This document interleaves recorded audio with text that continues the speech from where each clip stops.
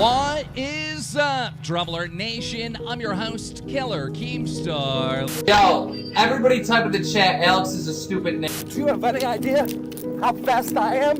Why am I still getting hate? Alright, Ranger Joe, now I'm gonna give it to you. Like I gave it to your mom last night.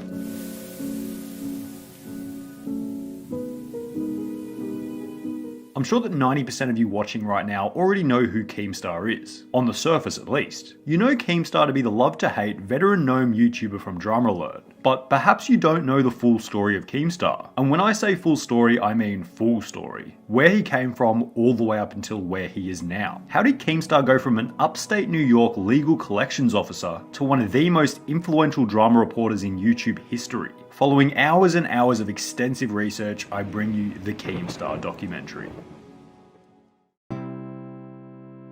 Let's go back to the very beginning, before DramaAlert, before H3H3, before even Black Ops trolling. How did Keemstar even get into YouTube? Back in 2009, a very unknown to the world individual by the name of Daniel Keem was working at an attorney's office doing legal collections in upstate New York. I was never planning to do YouTube, right? I worked in an attorney's office. I did collections, legal collections. One night, after getting a big bonus check from work, Mr. Keem of upstate New York got extremely intoxicated at a bar. He came home and started trolling people on Xbox. Took everyone in the office out for drinks, got completely wasted, went home, got on Xbox Live and just started talking shit to people because that's what I like to do. And I was especially really drunk. But it turns out someone was recording his trolling and uploaded it to YouTube. And someone actually recorded me in that game and put it up on YouTube.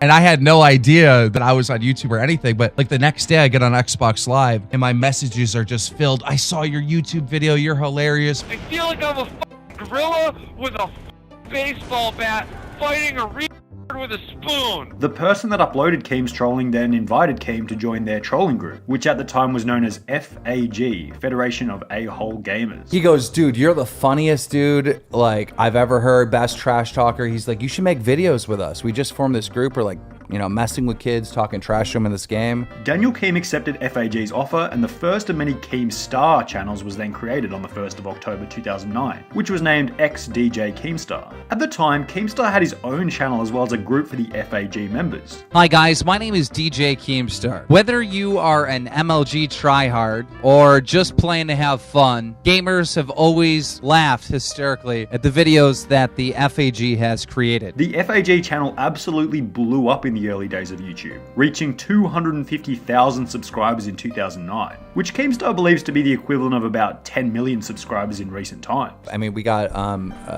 250,000 subscribers, which back then was like in 2009, that was like literally having like, I don't know, 10 million subs today, right? Yeah. The FAG channel blew up because they had such an unfiltered, over-the-top, hilarious trolling style that no one else had the courage to replicate at the time. Oh, I want you on your back.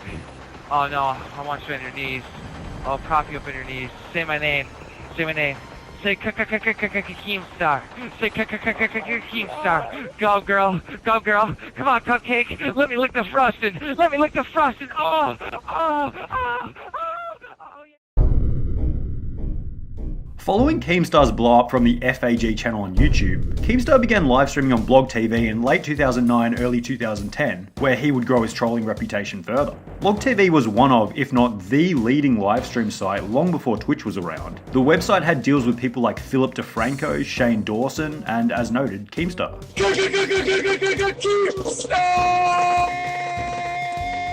Keemstar claimed to be getting around 2,000 to 3,000 viewers every single night while streaming and trolling on Halo 3. I was doing all my pranks and all my trolling and all my trash talking and all my different characters that I would do in Halo 3 in front of a live audience, pulling anywhere between 2,000 and 3,000 people every single night. That is insane. That's very crazy. good. Within 3 months of streaming on Blog TV, Keemstar took over Philip DeFranco to become the #1 live streamer on the site. So you might even say that Keemstar was the king of streaming in the early 2010s, being the top streamer on the top side. I only do this show for money. That's it.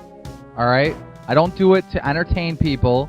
That's just a scam. However, this would create complications for Keemstar, as Microsoft put a personal vendetta on Keemstar in an attempt to stop the trolling, believing it was giving the company a bad name. So every single time that Keemstar would stream, Microsoft would put a console ban on Keemstar's Xbox, which he would then return to wherever he bought it, change the Xbox, stream again, get banned again, rinse and repeat. I would stream for about 1 hour, get banned, console banned, can't do anything with it. It's a bricked, it's literally banned from going online. Take that the next day to GameStop, return it. Hey, this didn't work. Get a new one. Then the next day it would be Walmart, and I would just switch places just so I could keep doing it.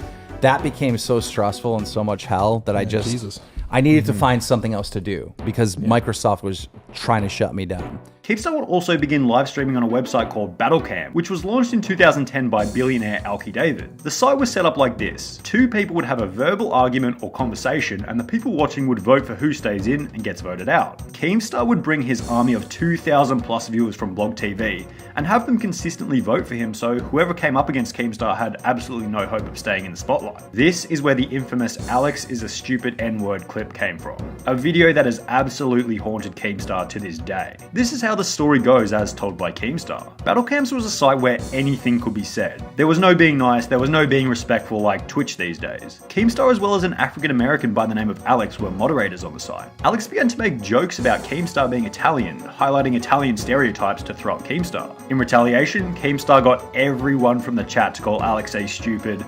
Well, I'll just let the clip talk for itself. Alex is doing this shit, you f***ing nigger. I swear to f***ing God, I'm gonna find out. Yo, everybody type in the chat, Alex is a stupid nigger. Just type in the chat, Alex is a stupid nigger. Fucking. Even 11 years later, this meme still pops up all around the place and is well known by most who follow Keemstar. But it wasn't until 2012 when it started to turn and it started being used against me. Like, cause the internet changed, right? Like if you're a racist, you're... So let's do a little timeline check. It's 2010. Everything seems to be going well for Keemstar. He's the protagonist on a huge YouTube channel called FAG, #1 streamer on Blog TV, moderator on Battlecams. He clearly had a solid following and audience. However, Keemstar's audience dynamic was quite strange. There was a load of people who hated him because they believed he was brash and disrespectful. But on the other hand, people loved him because he had no filter and didn't care what anyone thought of him. We can observe this dynamic as articulated with this screenshot of his original YouTube channel from November 2009. So with this in mind, Keemstar began to build up a reputation as someone who was willing to say literally anything, which people found admirable, and it's safe to say that this is a trait he's carried on to this day. However, having this trolling toxic audience where Keemstar had an army of people who hated him started to work against Keemstar. Keemstar decided that he was going to join one of the YouTube networks as we covered in the Machinima video. Turns out the network that he decided to join was run by a hacker, but Keemstar was promoting the network, meaning that people were joining the network under Keemstar's recommendation then being hacked by the owners. This ultimately had Keemstar banned from YouTube and blacklisted so he couldn't make any account on YouTube without it being deleted. Right, so it became this big ordeal, and they shut down my channel for it. And I'm like, what do I do now? Keemstar would continue to make various accounts, but because Keemstar created an audience consisting of trolls and people who hated him, the trolls would always just tell YouTube that Keemstar had a new channel, ultimately getting him banned. Because of who I was and the trolling and stuff like that, there were a lot of people constantly notifying YouTube, here's his new channel, take it down. So I would build these channels that get 30,000 subs, get taken down. On top of this, the main FAG channel was then deleted. Keemstar claimed that the FAG channel getting banned was a story in itself on the Misfits podcast. Channel got banned, that's a whole nother story. I want to know how the channel got banned. But I can't find any source for why it was deleted on the internet. So if you guys have the reason or the story, feel free to post in the comments. So Keemstar went from the position of being the #1 streamer on Blog TV, as well as being on one of the biggest channels on YouTube, to having every single YouTube channel banned and every single console being blocked as soon as he would start streaming. By 2011, it's safe to say that Keemstar didn't have much opportunity to grow on the internet, given the boundaries put in place by third parties that wanted to put an end to his disruptive behavior. The trolling stuff was done and over with, right? Didn't know what I was going to do in my career. However, 2011 would also be the year where multiple things would start to turn in the favor of Keemstar. Keemstar made a realization that a lot of the big Call of Duty players began to play this strange indie game that appeared to be rising in popularity both socially and on YouTube. Big Call of Duty YouTuber at the time starts playing this weird indie game. What is this 8-bit weird indie game? All right, just it makes no sense to anyone, right? A game that he believed to have the potential to take the spot as the #1 game at the time. This game was what we now know as Minecraft. Oh my god, oh my god, Oh my god! However, Keemstar noticed one main issue with this Minecraft game. It was only available on computer, and there were hundreds of thousands of people wanting to play it on console. Minecraft on a console. And that's an awesome idea. And if someone could do it and do it right, it would be amazing. I would play it pretty much every day. It was around the same time that Keemstar started to get notified of a Minecraft ripoff that was coming to Xbox by the name of FortressCraft. The stars just seemed to align for Keemstar here. Thousands of kids wanting to play Minecraft, they all have consoles. There was an amazing opportunity here and Keemstar wanted to get in on it. Get me in contact with this dude. So I got in contact with that dude. Keemstar then got in contact with the creator of the game and offered to promote the game in exchange for a cut of the company. The owner of the game was reluctant at first, so Keemstar had to do something in order to show the owner that he could really make things work for this game. I go, okay, I'm going to promote this game for 24 hours. I fire it up and I'm just going to prove to you what I can do. Keemstar had all of his fans spam every YouTuber and gaming website in order to let everyone know that this Minecraft for Xbox game was coming out. Like, oh, this game is coming, Minecraft clone is coming, da-da-da-da. Within 24 hours, this game has so much publicity. Every gaming website does an article on it. This proved to the owners of the game that Keemstar could be influential in the growth of FortressCraft. The owners then gave Keemstar 30% ownership of the game, which was followed by 2 million sales once the game was released. The guy gives me 30% ownership of the game, and the game comes out, and it sells 2 million copies. So what did Keemstar have at this point? Well, he had a bunch of money, but still not really any online presence. He bought himself a new car and a new house, but probably figured out having a lot of things and nothing to do is a pretty unfulfilling life. Keemstar wanted to get back into the internet world. He wanted to start working again. I needed a new shtick because, you know, the trolling in online games, it wasn't the hit thing that it was before. There were so many other people that were doing it at that point. It was also around this time when another YouTuber had recently blown up on the website. A YouTuber that these days is subject to much controversy, but at the time was considered an absolute legend. I'm talking about the one and only Use Me Blade. Keemstar and Blade began to form a friendship following Keemstar and Blade accidentally getting in contact with each other. I was like, dude, can you get me in a Skype call with this Keemstar guy? So getting this call, and Keem's like, Blade, bro, huge fan. Because Keem and I both kind of started at the same time. Blade then decided to move from Seattle to Buffalo to go and live 5 minutes from Keemstar. Keem has a girlfriend and a daughter. He can't move. I had no restraints, so I moved from Seattle to Buffalo and got a house about 5 minutes away from Keem's. Blade and Keemstar then began doing the Bad Kid podcast, which was very popular and blew up. However, Keemstar was blacklisted from YouTube, so the channels kept getting deleted over and over again. Started a podcast with one of my friends called The Bad Kid Show. That blew up, but the channels kept getting deleted and shut down and shut down and shut down. So we'd make new channels and just keep doing the podcast, right? Keemstar and Use Me Blade then began getting really addicted to the show Newsroom while living close to each other in mid-2012. Got addicted to this show called Newsroom on HBO. Like addicted. Like I was in that world. Newsroom was a political drama series on HBO that ran from 2012 to 2014. The show was based on a fictional newsroom covering politics. Keemstar got so into the show that he started to realize that an idea like this might actually be able to work on YouTube. There was the occasional beef going on between people, but very few people reporting on it or even mentioning it. So Keemstar would go on Twitter and jokingly report on the beef between YouTubers as a meme. When people started like fighting back and forth in the COD community at the time, on Twitter, I would like shoutcast it. I would say, you know, so-and-so said this about so-and-so, hashtag DramaAlert. Then the idea of DramaAlert in video format began to crystallize for Keemstar. And then one day, beef broke out between a guy called White Boy 7th Street and Blame Truth. And I said, I'm going to make a video and I'm going to read the tweets back and forth and make it in an organized manner where people can understand exactly what took place. So that's when Keemstar and Blade came up with the official idea of DramaAlert. I remember being in Buffalo watching Newsroom with Keem, and that's where we came up with the whole concept of DramaAlert. And then obviously it took off there. The first DramaAlert video was then uploaded in what Keem says to be early 2012. What year would that have been? Early 2012. Yeah. However, Newsroom didn't get released until June 2012, and Keemstar stated in the No Jumper interview that it was actually 2013. So we'll go with 2013. What year was this? This was like 1942. 2013, I think. The very first DramaAlert video was based on some drama going on between two Call of Duty YouTubers, Blame Truth and Whiteboy 7th Street. And I decided to make a video once on these two YouTubers that were fighting, Blame Truth and a guy called Whiteboy 7th Street. And when that video took off the way it did on a channel that was just brand new that I just started, that's when I knew that, holy shit, I was onto something. And I went on to create DramaAlert. This video exploded, getting 100,000 views in the first 24 hours on a brand new channel. I got 100,000 views on a brand new channel.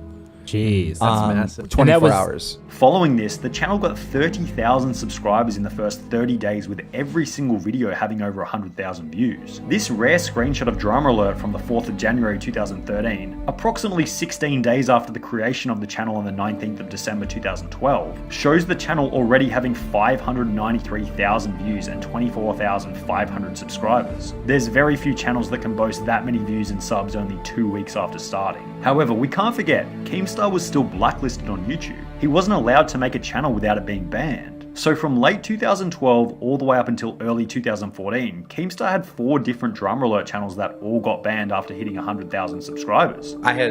In 2014, I had 4 channels get over 100,000 subscribers that they shut down. It was only when Keemstar created the now huge DramaAlert channel on the 15th of June 2014 that Keemstar finally figured out a way to get around him getting banned every single time he started a new channel. Eventually, I teamed up with Freedom. You guys know them, right? Yep. And they went to YouTube and figured out a solution where I could just be on the channel, but technically not own it because it's not my name. And so Keemstar finally had the ability to grow a channel without the risk of being banned. He was like a dog off a leash in an open field. But giving Keemstar free speech would also come with its own set of problems and controversies, as might be predicted from his line of reporting. Keemstar remained relatively low profile from mid-2014, creating his DramaAlert episodes and growing steadily in size. Keemstar had a burst of 106,000 subscribers in the month of December 2014, so you can say that Keemstar was well and truly established as a drama YouTuber by 2015, which happens to be the same year as Keemstar's first big DramaAlert controversy, specifically the Bashiverse controversy of April 2015. Now, Keemstar states that he thinks the best story he believes to have ever covered is the Bashiverse story, as it was never ending and became so elaborate and ended up having a global reach. I would say that the best story that I ever covered was the Bashiverse story, because it was never ending. The story just kept going and going and going and going, and it became so elaborate. However, many people in the YouTube community criticized Keemstar for belittling Basher, destroying his YouTube career and basically driving him off the internet. You got to make videos every day. For the last 6 months, you haven't done shit. You just fucking gave up. You let Jarrett or Garrett or whoever calling you a pedo win. You let them win, and you can't do that. However, it creates the age-old argument that Basher shouldn't have been doing the things that got him on DramaAlert in the first place. So it's hard to blame Keem, but it's just another stupid thing to endlessly argue about. I'll let you draw your own conclusion. And Keemstar just keeps freaking, it's just constant barrage. Like, all my videos are like, I've been up for so long and I'm so stressed right now, and it's just... However, this controversy was only minor compared to what Keemstar would do only 8 months later in January 2016. On the 9th of January 2016, Keemstar would make what he called the biggest mistake of his YouTube career. The biggest one is probably, getting a story wrong. And that was the 65-year-old guy, Tony, the RuneScape player. Keemstar accused 62-year-old RuneScape Twitch streamer RS Glory and Gold of being John Phillips, a convicted felon who was in jail for being interested in children. One of the people in the DramaAlert team had created the story for Keemstar to read out, which Keemstar did without double checking whether the information was accurate. Well, it turns out the information was very much not accurate at all. Come to find out, completely wrong. I'm like, how did this get in here? I start tearing up my manager. I'm like, how the hell did this get in here? The person who put the story in for Keemstar to read only verified the story by simply saying that the Twitch streamer and the person in jail looked similar. And he goes, yeah, we verified it by matching the faces. They were looking at the picture of this guy that was arrested for being a pedophile and looking at this dude's stream, and they were like, yep, looks like the same guy, good enough. Did you hire 4chan? Obviously, the 62-year-old RuneScape streamer was devastated by the allegations, as people were coming into his stream accusing him of something that he clearly didn't do. I know who and what I am, and my real friends know who and what I am, and they stuck by me. Thank you very much for everything. Keemstar tried to make up for the allegations by offering the streamer $20,000 cash, but the streamer refused to take the money and just wanted his stream to be shouted out. They're like, look, we just want you to be Tony's friend. And then I quickly started to understand that by being Tony's friend, it meant that you have to shout out his stream. However, months after the incident, after all the hype had died down, the streamer expected Keemstar to continue to shout him out. And Keemstar was in a tough position because it was hard to refuse considering Keem had put him in such a bad position to begin with. So then he starts hitting me up, right? And it's like a lot of guilt trip, like, hey man, can you shout me out? And how am I supposed to say no? I can't say no. So I start shouting him out. After shouting the streamer out over 50 times, Keemstar got very sick of shouting him out and stopped. At which point, the 62-year-old streamer started saying that Keemstar had ruined his life and career from the initial allegations. Eventually, as you might guess, Keemstar got pretty sick of having to be a crutch for this streamer who was accidentally accused, as even 1 year later, the streamer was still talking about how Keemstar ruined things for him. To this day, there's been continual beef between the streamer, RS Glory and Gold, and Keemstar.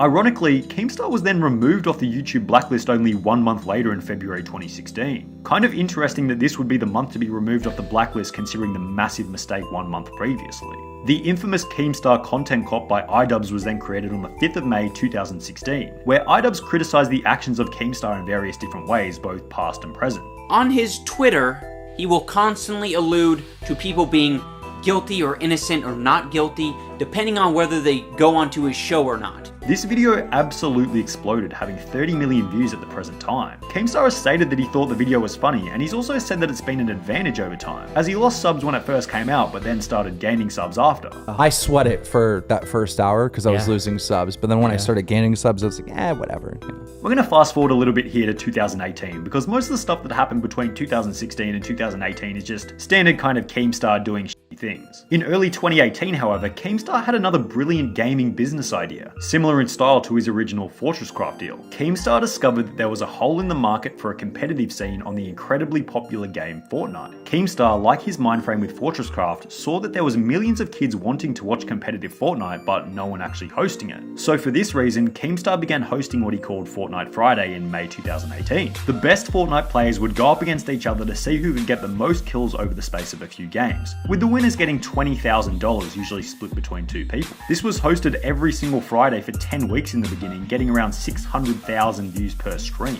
However, Fortnite Friday would begin to become controversial for Keemstar, as the developers of Fortnite wanted to host their own competition. Keemstar was only offering $20,000 per competition, while the developers of Fortnite were offering over $500,000 per competition, with much more professional production, so Keemstar took a bit of a backseat in the Fortnite esports scene. However, this wouldn't be the end of Keemstar working on esports. During the Fortnite Friday period, Keemstar jokingly dropped a tweet about a fake event, Minecraft Monday. It was a joke, but a load of content creators began petitioning for Keemstar to make Minecraft Monday a real event. So Keemstar tweeted that if he gets 5,000 retweets on a Twitter post, he would make Minecraft Monday a reality. As you can probably guess, it got the retweets. The first Minecraft Monday was played on the 24th of June 2019, and the rest is history. Keem's reputation and name grew larger and louder through these events, which only led into the year 2020. Now, it's safe to say that 2020 has been a pretty crazy year for Keemstar already. On the 13th of March 2020, tattoo artist Romeo Lacoste filed a lawsuit against Keemstar for $3.5 million over the defamation of character. Back in March 2019, Romeo Lacoste was accused of sending inappropriate videos to underage fans, which was then covered on DramaAlert. The biggest tattoo artist in the space on YouTube,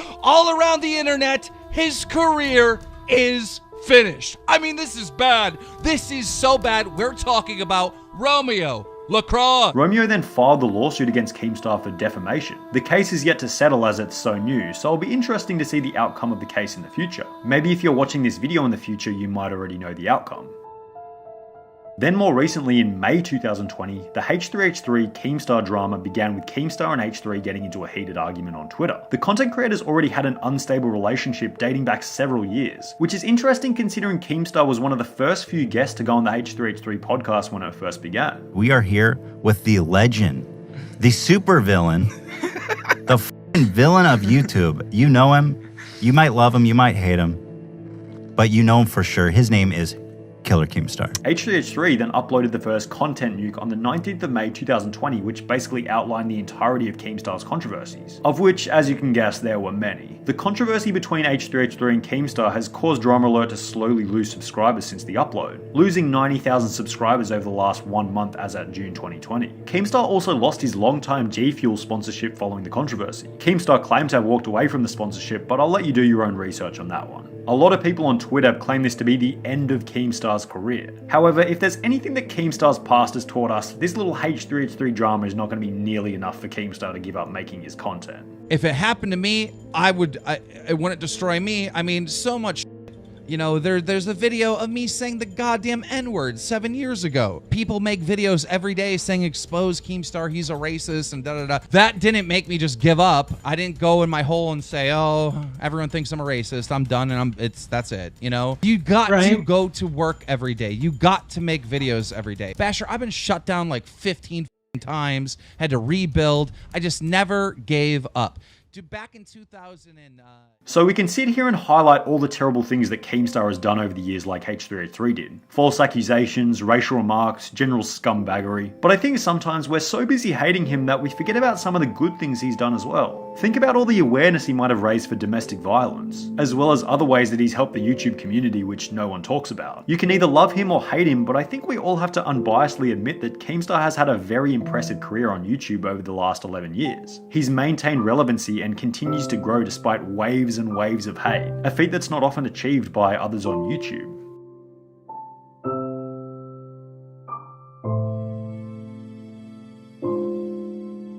That's going to be all for this video though, guys. If you guys could like and subscribe, I'd appreciate the hell out of that. But other than that, I'll see you guys in the next one. Take it easy.